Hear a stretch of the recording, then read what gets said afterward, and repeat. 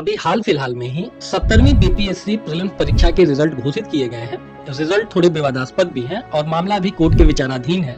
But फिर भी अगर फैक्चुअल डेटा की बात की जाए तो लगभग 3,28,000 बच्चे इस एग्जाम में अपीयर हुए और उनमें से 21,500 बच्चों ने पीटी एग्जाम को क्लियर करने में सफलता पाई। अब रेशियो के हिसाब से इस चीज को देखा जाए तो पीटी एग्जाम में हर 16 बच्चे में एक बच्चा सेलेक्ट हुआ है और मेंस एग्जाम में चूंकि ओवरऑल बीपीएससी 17वीं में आपको लगभग 2000 सीटें हैं, तो मान करके चला जा सकता है कि 6,6500 के आसपास ये लोग मेंस के बाद इंटरव्यू के लिए बच्चों को कॉल करेंगे। अब इन 21,500 बच्चों में से बहुत से बच्चे ऐसे हैं जिनको बीपीएससी मेंस एग्जामिनेशन पैटर्न के बारे में बहुत अच्छे से आइडिया है, वो पहले भी मेंस एग्जाम में अपीयर हो चुके हैं। बट इन 21,500 बच्चों में से बहुतायत में बच्चे ऐसे हैं जिनको मेंस के पैटर्न के बारे में कोई बहुत विशेष स्पष्टता नहीं है। ये हमारा पॉडकास्ट उन्हीं बच्चों के लिए है कि मेंस एग्जाम के लिए आप क्या बेहतर कर सकते हैं जिससे अंतिम रूप से चयनित होने वाले उन 2000 बच्चों में से आपका नाम भी हो।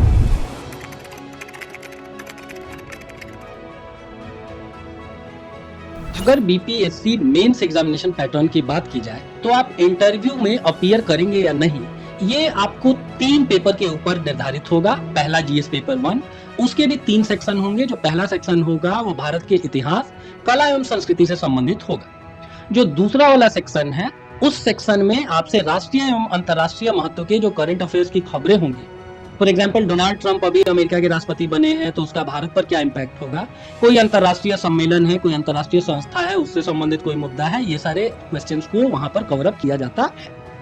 उसी जीएस पेपर 1 का जो तीसरा सेक्शन है वो डीआई का है। उसमें आपको कुछ डेटा प्रोवाइड किया जाएगा और उसको इंटरप्रेट करके उस डाटा का विश्लेषण करके आपको दिए गए प्रश्नों का जवाब देना होता है। जीएस पेपर 2 की अगर बात की जाए तो उसका जो पहला सेक्शन है वो पॉलिटी एंड गवर्नेंस है, शासन एवं भारतीय राज्य व्यवस्था। आज के समय में अगर आप भारतीय प्रशासनिक सेवा या बिहार के प्रशासन से जुड़ना चाहते हैं तो आपको भारत की शासन व्यवस्था का अच्छे से ज्ञान होना चाहिए कि भाई कॉन्स्टिट्यूशन में इतने आर्टिकल हैं, इस आर्टिकल में ये बातें बताई गई हैं, उन्हीं के आधार पर सरकारी नीतियों का क्रियान्वयन करते हैं, वो सरकारी नीतियां आपको पता हो और उन नीतियों के क्रियान्वयन में क्या समस्याएं आ रही हैं व्यवहारिक, उनका भी आपको ज्ञान होना चाहिए।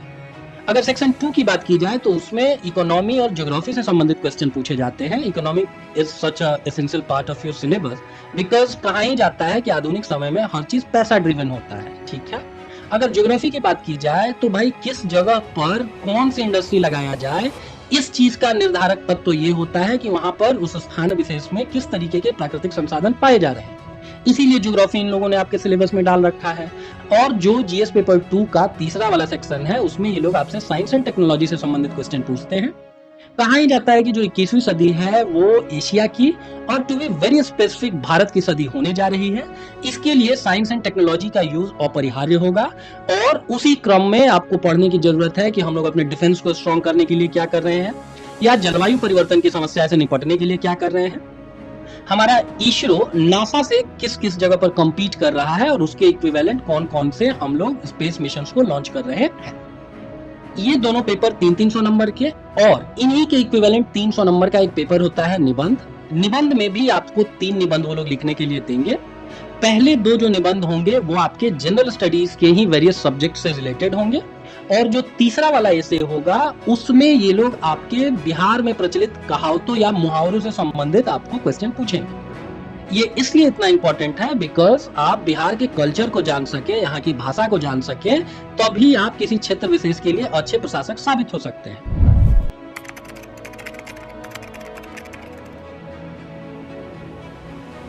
तो इस प्रकार हम लोग पाते हैं कि ओवरऑल ये 3 इंपॉर्टेंट पेपर हैं, उसके अतिरिक्त एक क्वालिफाइंग नेचर का आपका वैकल्पिक विषय होगा। अगर पुनः इन्हीं 3 विषयों पर लौटा जाए तो जो जीएस पेपर 1 है उसके 3 सेक्शंस का वेटेज है 114 मार्क्स, 114 मार्क्स और 72 मार्क्स। लेट्स से जो पहला वाला सेक्शन है हिस्ट्री वाला, उसमें आपसे 38 नंबर के 3 क्वेश्चन पूछे जाएंगे। उन 3 क्वेश्चंस में से जो पहला क्वेश्चन होगा उसमें आपसे शॉर्ट आंसर क्वेश्चन पूछेंगे और ये क्वेश्चन आपको 8 नंबर या 7 नंबर के होंगे। यूजुअली 5 छोटे छोटे क्वेश्चन होंगे जिनके लिए 2 पन्ना आपको अलॉटेड होगा और उसके बाद 2 क्वेश्चन होंगे 38 मार्क्स के। पहले बीपीएससी क्या सुविधा देता था बच्चों को कि वो ओवरऑल 6 क्वेश्चंस देता था और उनमें बच्चों से एक्सपेक्टेड होता था कि भाई कोई सा भी 3 आंसर आप लिख दीजिए। पहला चीज जो ट्रिकी सिचुएशन अब के समय में बच्चों को फेस करना पड़ रहा है वो ये कि 38 नंबर के पहले वाले क्वेश्चन को इन लोगों ने छोटे छोटे 5 क्वेश्चंस में तोड़ दिया है। तो एक लॉन्ग क्वेश्चन लिखने से यकीन मानिए ज्यादा डिफिकल्ट होता है 5 छोटे छोटे आंसर्स को लिखना। और अब ये लोग ऑप्शन भी नहीं देते हैं। पहले जिस तरीके से लोग बोलते थे कि भाई 6 क्वेश्चन में 3 क्वेश्चन लिखिए, अब ये सीधे 2 क्वेश्चंस में आपसे अल्टरनेट पूछ देते हैं कि या तो इस क्वेश्चन का आप जवाब दो या तो इस क्वेश्चन का जवाब दो। ठीक है, दोनों जीएस पेपर का जो तीसरा वाला सेक्शन है, चाहे जीएस पेपर 1 में वो डीआई हो या दूसरे वाले सेक्शन में साइंस एंड टेक्नोलॉजी हो, उसमें 36 नंबर के 2 क्वेश्चन पूछे जाते हैं।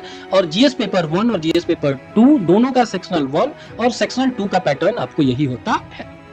पिछले कुछ बीपीएससी मेंस एग्जाम से बीपीएससी ने पब्लिक डोमेन में कॉपियां डालना शुरू किया है। इसका फायदा आगामी समय में एग्जाम देने वाले बच्चों को यह हो रहा है कि उन लोगों को बहुत ऑब्जेक्टिव तरीके से, वस्तुनिष्ठ तरीके से पता चल रहा है कि भाई हमको इतने पेजेस बीपीएससी अलॉट कर रहा है और इस तरीके से आंसर लिखने पर बच्चों को इस तरीके के मार्क्स दिए जा रहे हैं। फॉर एग्जाम्पल, पहले सेक्शन के जो छोटे 5 क्वेश्चंस की हम लोगों ने बात की, उन क्वेश्चंस के लिए बीपीएससी आपको 2-2 पेजेस दे रहा है और जो लॉन्ग क्वेश्चन है उनके लिए 6 या 7 पन्ने ये लोग आपको अलॉट कर रहे हैं। ठीक है, अगर ऐसे वाले पेपर की बात की जाए तो इसमें 11-12 पन्ने ईच ऐसे के लिए ये लोग आपको अलॉट कर रहे हैं। और बहुत सारी कॉपीज को एनालाइज करके हम लोगों ने क्या फाइंड आउट किया कि लेट्स से अगर ये लोग 11-12 पन्ने का एसे के लिए आपको स्पेस दे रहे हैं तो यूजुअली उन्हीं बच्चों को अच्छे मार्क्स मिल रहे हैं जो आपको लास्ट पन्ने तक जिन लोगों ने कॉपी को भरा है। तो 3 घंटे के एग्जाम में 3 इनोवेटिव एसेज लिखना और 32-33 पन्ने का कंटेंट जो कि बड़ा स्टैंडर्ड हो, इतना सच आसान नहीं होता है। अगर टाइम मैनेजमेंट की बात की जाए तो अब आप कहा जा सकता है कि भाई 3 सेक्शन है हर जीएस पेपर में और उसके लिए 3 घंटे अलॉटेड है। तो एक छात्र को क्या करना चाहिए कि भाई ईच सेक्शन को 1-1 घंटा दे दे। और जो निबंध वाला पेपर है, लेट से 3 घंटे में 3 ऐसे आपको लिखने हैं तो 1-1 घंटे में एक ऐसे को निपटा लीजिए। लेकिन कहना आसान होता है, इसको करना ऐसा उतना आसान नहीं होता है। फॉर एग्जाम्पल, लेट से अगर कोई साइंस बैकग्राउंड या मैथ्स बैकग्राउंड के अभ्यर्थी हैं तो उनके बारे में अक्सर ये देखा जाता है कि जीएस पेपर 1 का तीसरा वाला सेक्शन डीआई वो बहुत इजीली कर लेते हैं। उस पेपर को करने में उनको 1 घंटा नहीं लगता है। और वहीं जो आर्ट्स बैकग्राउंड के बच्चे हैं यूजुअली उनको 1 घंटे से ज्यादा भी डीआई में लग जाता है। और अगर आपकी डीआई बहुत अच्छी नहीं है तो यकीन मानिए आपको 1 घंटे से ज्यादा भी समय उसको डिवोट करना पड़ रहा है तो करिए, बशर्ते आप सही आंसर निकाल करके ले जा रहे हैं। बिकॉज वो सेक्शन ऐसा है कि अगर आपने सही आंसर ला दिया तो आपको पूरे के पूरे मार्क्स मिलेंगे और अगर आपका आंसर गलत हुआ तो वो लोग आपको यूजुअली कोई भी मार्क्स नहीं देंगे। बोर्ड एग्जाम इसको मत समझिएगा कि स्टेप मार्किंग के लिए कुछ मार्क्स ये आपको दे देंगे। तो अगर डीआई वाले सेक्शन में आप 72 में 72 नहीं ला रहे हैं, 70 ला रहे हैं या 60 से नीचे ला रहे हैं तो आपके इक्विवेलेंट जो अभ्यर्थी हैं वो आपके ऊपर 12-15 मार्क्स का एज ले जाएंगे। और यकीन मानिए इस 12-15 मार्क्स के एज को आप हिस्ट्री या पॉलिटी या ज्योग्राफी के सेक्शन से उतनी इजीली नहीं कट कर पाएंगे, क्योंकि जैसे आप अभ्यर्थी हैं वैसे आपके कंपटीशन में जो आपके बगल बेंच पे बच्चे बैठे हुए हैं वो भी अभ्यर्थी हैं। जितना हिस्ट्री मोर और लेस आपको पता है उतना ही उनको भी पता है। तो DI section is very important. इसमें आपको प्रयास करना है कि भाई 72 में 70 या 72 नंबर हमको मिले।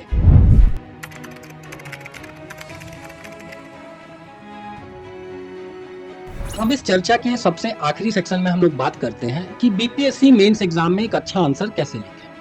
तो पहला चीज तो ये दिमाग में आपको रखना है कि जो लॉन्ग आंसर्स वाले क्वेश्चन है 38 मार्क्स वाले, उस क्वेश्चन में अगर 2-3 डायमेंशन पूछा गया है तो उसमें से किसी भी डायमेंशन को ना छोड़े, पहली चीज।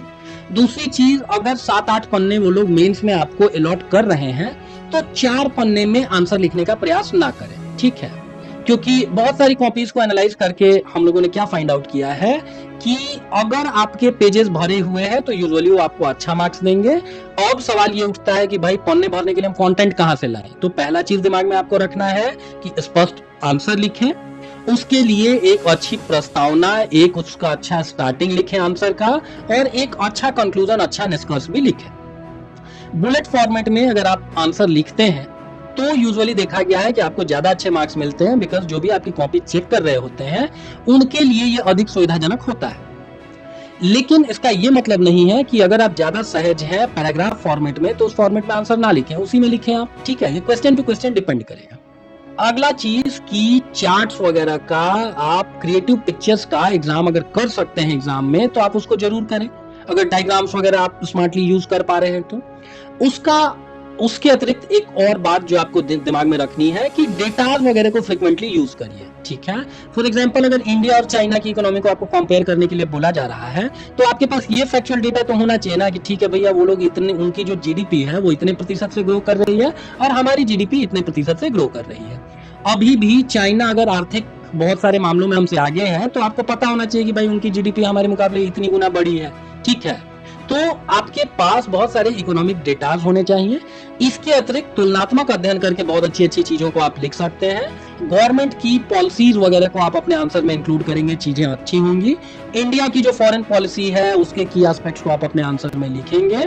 और ये भी दिमाग में रखेंगे कि एक अच्छे प्रशासक से हमेशा उम्मीद किया जाता है कि वो पॉजिटिव नोट पे रहे, उसके में सकारात्मकता का भाव हो। तो आपके जो भी आंसर्स होने चाहिए उनसे एक सकारात्मकता जरूर रिफ्लेक्ट हो रही होगी।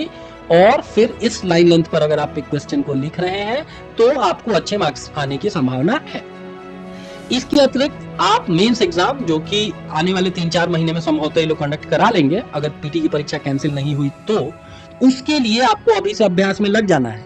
यकीन मानिए 3 घंटों में 40-50 पेजेस का कॉपी तैयार कर देना इतना आसान नहीं होता है, ठीक है। इसके लिए अभी से अभ्यास में लगेंगे।